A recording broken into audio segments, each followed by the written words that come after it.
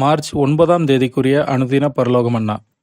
உங்கள் கிரியையையும் நீங்கள் பரிசுத்தவான்களுக்கு ஊழியம் செய்ததினாலும் செய்து வருகிறதினாலும் தமது நாமத்திற்காக காண்பித்த அன்புள்ள பிரயாசத்தையும் மறந்துவிடுகிறதற்கு தேவன் அநீதியுள்ளவர் அல்லவே. எபிரேயர் 6ஆம் அதிகாரம் 10வது வசனம். வசனத்திற்குரிய விளக்கம். தேவனுடைய ஊழியத்தில் ஈடுபடவும் தேவ ஊழியர்களுடன் ஒத்துழைப்பதிலும் தேவ பிள்ளைகள் இந்த கிருபையின் காலத்தை ஆதாயப்படுத்தி கொள்ள வேண்டும். அறுப்பின் காலத்தில் ஜீவிக்கிற பிள்ளைகள் தாங்கள் இருளிலிருந்து ஒளியினிடம் அழைக்கப்பட்டதை குறித்தும் தேவனுடைய புகழை குறித்தும் தாங்களே அநேகருக்கு சாட்சி கொடுக்க முன்வர வேண்டும். அதோடு கூட தேவ ஊழியர்களுக்கு உதவியாக இருந்த இந்த ஊழியத்தில் அவர்களுடன் ஒத்துழைக்கவும் பிரயாசப்படவும் வேண்டும்.